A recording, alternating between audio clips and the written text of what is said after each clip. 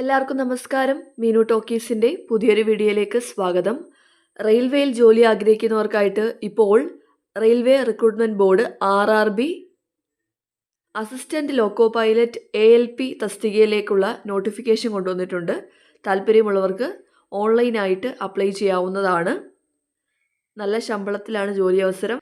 താല്പര്യമുള്ളവർക്ക് ഓൺലൈനായിട്ട് തന്നെ അപേക്ഷിക്കാം. കേരളത്തിലും അവസരമുണ്ട്.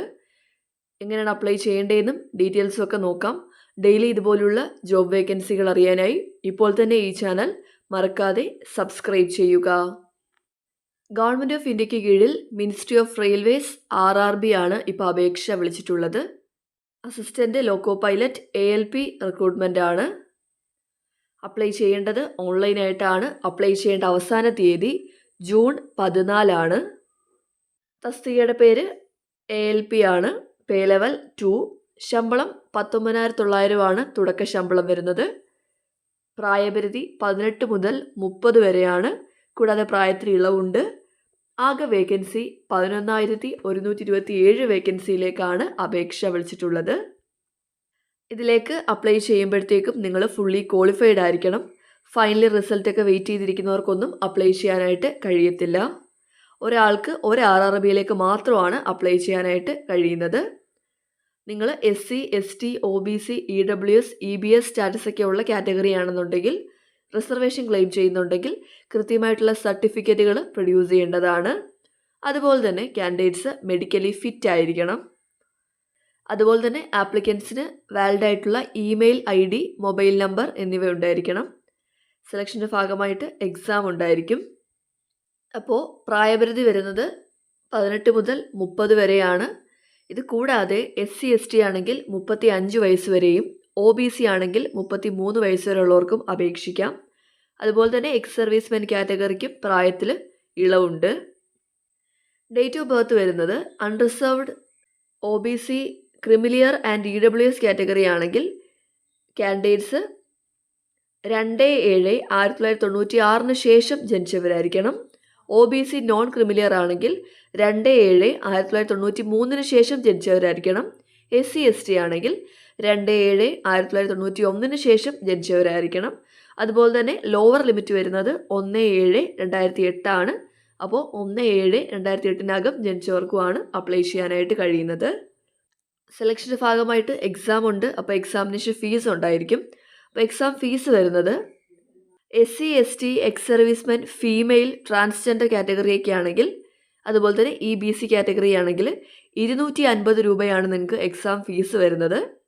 ഇതിന് നിങ്ങൾ ഫസ്റ്റ് സ്റ്റേജ് എക്സാം അറ്റൻഡ് ചെയ്യാന്നുണ്ടെങ്കിൽ 250 രൂപയും തന്നെ റീഫണ്ടായിട്ട് ഫുൾ എമൗണ്ട് കിട്ടുന്നതായിരിക്കും. ഇനി ബാക്കിയുള്ള എല്ലാ കാൻഡിഡേറ്റ്സിനും 500 രൂപയാണ് എക്സാം ഫീസ് വരുന്നത്. നിങ്ങൾ ഫസ്റ്റ് സ്റ്റേജ് എക്സാം അറ്റൻഡ് ചെയ്യാന്നുണ്ടെങ്കിൽ 500-ൽ 400 രൂപയും റീഫണ്ട് കിട്ടുന്നതായിരിക്കും. ഇതാണ് എക്സാം ഫീസ് വരുന്നത്. അപ്പോൾ എക്സാം അറ്റൻഡ് ചെയ്താൽ മാത്രമേ റീഫണ്ട് കിട്ടത്തുള്ളൂ. ഇനി നമുക്ക് അപ്ലൈ ചെയ്യാൻ വേണ്ട എഡ്യൂക്കേഷണൽ ക്വാളിഫിക്കേഷൻ എന്താണെന്ന് നോക്കാം. 10ാം ക്ലാസ് ഉണ്ടായിരിക്കണം. അല്ലെങ്കിൽ 10ാം ക്ലാസ്സും കൂടാതെ ITI ഉണ്ടായിരിക്കണം. ITI വേണ്ടത് in the trade off fitter, electrician, instrument mechanic, millwright or maintenance mechanic, mechanic radio and TV, electronics mechanic, mechanic motor vehicle, wireman, tractor mechanic, armature and coil winder, mechanic diesel, heat engine, turner, machinist, refrigeration and air conditioning mechanic. ഇത്രയാണ് വരുന്നത്. ഒന്നുകിൽ 10ാം class അല്ലെങ്കിൽ 10ാം ക്ലാസ്സും കൂടാതെ ITIയിൽ ഏതെങ്കിലും streams ആണ് വേണ്ടത്. അപ്പോൾ ഒന്നെങ്കിൽ 10ാം ക്ലാസ് അല്ലെങ്കിൽ 10ാം ക്ലാസ്സും കൂടാതെ ITI ആണ് വേണ്ടത്. ഈ ട്രേഡുകളിലാണ് ITI വേണ്ടത്.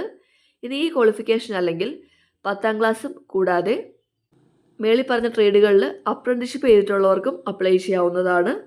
ഇനി ഇതുമല്ലെങ്കിൽ 10ാം ക്ലാസ്സും കൂടാതെ 3 ഇയർ ഡിപ്ലോമ ഉള്ളവർക്ക് അപ്ലൈ ചെയ്യാം. Diploma in mechanical or electrical or electronics or automobile engineering, അല്ലെങ്കിൽ ഇതിൻ്റെ കോമ്പിനേഷൻ ആണെന്നുണ്ടെങ്കിലും അപ്ലൈ ചെയ്യാവുന്നതാണ്.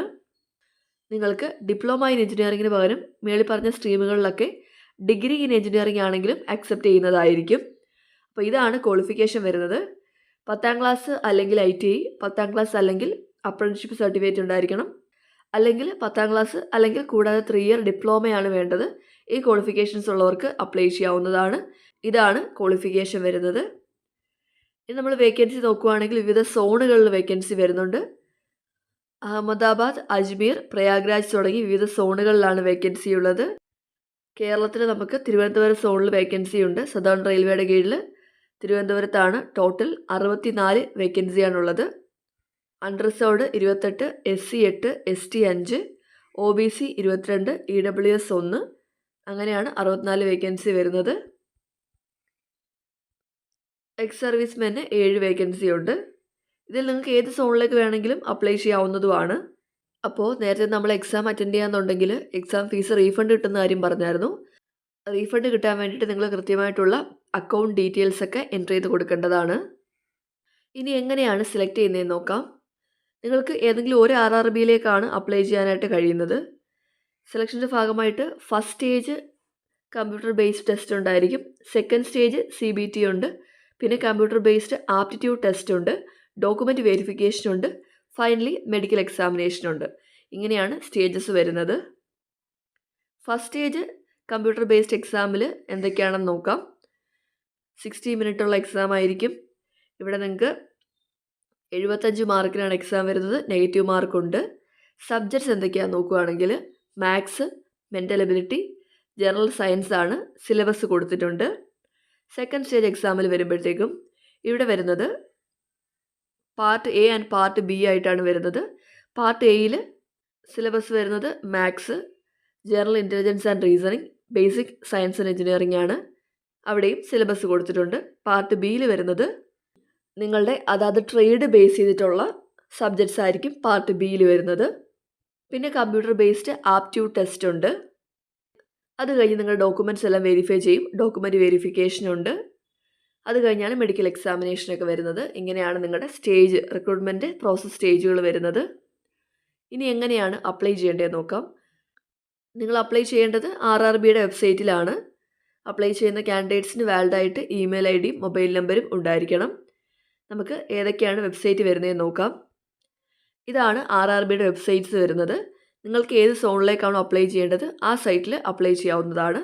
തിരുവനന്തപുരം ആണെന്നുണ്ടെങ്കിൽ ഇതാണ് സൈറ്റ് www.rrbtiruvananthapuram.gov.in. ഈ സൈറ്റ് വഴി അപ്ലൈ ചെയ്യാവുന്നതാണ്. ഇങ്ങനെ വിവിധ സോണുകളുടെ സൈറ്റ് കൊടുത്തിട്ടുണ്ട്. ഇതനുസരിച്ച് നിങ്ങൾക്ക് അപ്ലൈ ചെയ്യാം. പിന്നെ ശ്രദ്ധിക്കേണ്ട കാര്യം, എക്സാം മീഡിയം മലയാളത്തിലും ഉണ്ട്. നിങ്ങൾക്ക് മലയാളത്തിലും പരീക്ഷ എഴുതാവുന്നതാണ്. നിങ്ങൾ ഓൺലൈൻ ആപ്ലിക്കേഷൻ കൊടുക്കുമ്പം ലാംഗ്വേജ് ഓപ്ഷനിൽ മലയാളം കൊടുത്താൽ മതി. പിന്നെ നിങ്ങൾ ഓൺലൈനായിട്ട് അപ്ലൈ ചെയ്യുമ്പോഴത്തേക്കും മാൻഡേറ്ററി ആയിട്ട് അപ്ലോഡ് ചെയ്യേണ്ട സർട്ടിഫിക്കറ്റ്സ് എന്ന് പറയുന്നത് നിങ്ങളുടെ സിഗ്നേച്ചർ സ്കാൻ ചെയ്ത് അപ്ലോഡ് ചെയ്യണം, JPG ഓർ JPEG ഫോർമാറ്റിൽ. കൂടാതെ നിങ്ങൾ SC ST കാറ്റഗറി ആണെന്നുണ്ടെങ്കിൽ നിങ്ങൾക്ക് എക്സാമിനൊക്കെ പോകാനായിട്ട് ഫ്രീ ട്രെയിൻ ട്രാവൽ പാസ്സൊക്കെ വേണമെന്നുണ്ടെങ്കിൽ SC ഓർ ST സർട്ടിഫിക്കറ്റും കൂടി അപ്ലോഡ് ചെയ്യേണ്ടതാണ്. നിങ്ങൾക്ക് എക്സാമിൻ്റെ കോൾ ലെറ്റർ RRBയുടെ സൈറ്റിലായിരിക്കും വരുന്നത്. അതിൻ്റെ ഇൻറ്റിമേഷൻ നിങ്ങളെ SMS വഴിയോ ഇമെയിൽ വഴിയോ അറിയിക്കുന്നതായിരിക്കും. എക്സാമിന് പോകുമ്പോഴത്തേക്കും നിങ്ങളുടെ ഈ പറഞ്ഞ കോൾ ലെറ്ററും കൂടാതെ ഒരു വാലിഡ് ആയിട്ടുള്ള ഒറിജിനൽ ഫോട്ടോ ID പ്രൂഫ് കൂടെ കൊണ്ടുപോകേണ്ടതാണ്. പിന്നീട് ഡോക്യുമെൻറ്റ് വെരിഫിക്കേഷന് ഷോർട്ട് ലിസ്റ്റ് ആവുന്ന കാൻഡിഡേറ്റ്സ് നിങ്ങളുടെ എല്ലാ ഒറിജിനൽ ഡോക്യുമെൻറ്റ്സും 2 സെറ്റ് സെൽഫ് അറ്റസ്റ്റ് ചെയ്ത കോപ്പിയും കൂടെ കൊണ്ടുപോകേണ്ടതാണ്. നിങ്ങൾ വെരിഫിക്കേഷൻ പോകുന്നതിന് മുമ്പ് നിങ്ങളുടെ ഫോട്ടോയുടെയും സിഗ്നേച്ചറിൻ്റെയും സ്കാൻഡ് കോപ്പി ഒരു പോർട്ടലിൽ അപ്ലോഡ് ചെയ്തിട്ട് വേണം പോകാനായിട്ട്. ഇതാണ് പോർട്ടലിലെ ലിങ്ക് oirms-ir.gov.in RRBDV. ഈ സൈറ്റിൽ നിങ്ങളുടെ കളറിലുള്ള ഫോട്ടോയും സിഗ്നേച്ചറും സ്കാൻ ചെയ്ത് അപ്ലോഡ് ചെയ്തിട്ട് വേണം ഡോക്യുമെൻറ്റ് വെരിഫിക്കേഷന് പോകാനായിട്ട്. നിങ്ങളുടെ സർട്ടിഫിക്കറ്റ്സ് എല്ലാം ഇംഗ്ലീഷ് അല്ലെങ്കിൽ ഹിന്ദി ലാംഗ്വേജിലായിരിക്കണം. അതായത് നമ്മൾ മലയാളത്തിലുള്ള സർട്ടിഫിക്കറ്റ്സ് ഒന്നും കൊണ്ടുവരുത്, ഇംഗ്ലീഷിലായിരിക്കണം. നിങ്ങൾ അപ്ലോഡ് ചെയ്യേണ്ട ഓരോ സർട്ടിഫിക്കറ്റിൻ്റെ ഫോർമാറ്റ് കൊടുത്തിട്ടുണ്ട്. SC STയുടെ സർട്ടിഫിക്കറ്റ് ഫോർമാറ്റാണ്.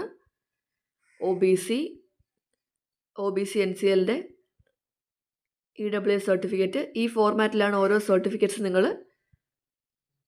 അപ്ലോഡ് ചെയ്യേണ്ടത്. നിങ്ങൾ അപ്ലൈ ചെയ്യാനായിട്ട് rrbtiruvananthapuram.gov.in എന്നുള്ള സൈറ്റിൽ കയറുമ്പോഴത്തേക്കും ഇതുപോലെ പേജിലേക്കായിരിക്കും വരുന്നത്. ഇവിടെ ഫസ്റ്റ് കിടക്കുന്നതാണ് നമ്മുടെ നോട്ടിഫിക്കേഷൻ. അവിടെ ക്ലിക്ക് ഫോർ ഡീറ്റെയിൽസ് കൊടുക്കുക. അപ്പം നിങ്ങൾക്ക് ഇവിടെ നോട്ടിഫിക്കേഷനും കിട്ടും, അപ്ലൈ ചെയ്യാനുള്ള ലിങ്കും കിട്ടും. അതുവഴി നിങ്ങൾക്ക് താഴോട്ട് വരുമ്പോഴത്തേക്ക് ഇവിടെ കണ്ടോ അപ്ലൈ ചെയ്യുന്ന ഓപ്ഷനുണ്ട്. ഇതുവഴി നിങ്ങൾക്ക് അപ്ലൈ കൊടുത്തിട്ട് ലോഗിൻ ചെയ്ത് അപ്ലൈ ചെയ്യാവുന്നതാണ്. ഇത്രയുള്ള അപ്ലൈ ചെയ്യാനായിട്ട് നിങ്ങൾക്ക് ഇങ്ങനെ അപ്ലൈ ചെയ്യാവുന്നതാണ്. അപ്പോൾ താല്പര്യമുള്ളവർ അപ്ലൈ ചെയ്യുക. അപ്പോൾ ഇത്രയും കാര്യങ്ങളേ ഉള്ളൂ. കേന്ദ്ര സർക്കാരിൻ്റെ കീഴിൽ റെയിൽവേയിൽ അസിസ്റ്റൻറ്റ് ലോക്കോ പൈലറ്റായിട്ട് ജോലി ആഗ്രഹിക്കുന്നവർക്ക് ഇപ്പോൾ ഓൺലൈനായിട്ട് അപ്ലൈ ചെയ്യാവുന്നതാണ്. ഡീറ്റെയിൽസാണ് നമ്മൾ ഈ വീഡിയോയിൽ പറഞ്ഞത്. താല്പര്യമുള്ളവർക്ക് ഓൺലൈനായിട്ട് അപ്ലൈ ചെയ്യാം. ഡെയിലി ഇതുപോലുള്ള ജോബ് വേക്കൻസികൾ അറിയാൻ ഇപ്പോൾ തന്നെ ഈ ചാനൽ സബ്സ്ക്രൈബ് ചെയ്യുക. മറ്റൊരു വീഡിയോയുമായി കാണുന്നവരെ നന്ദി.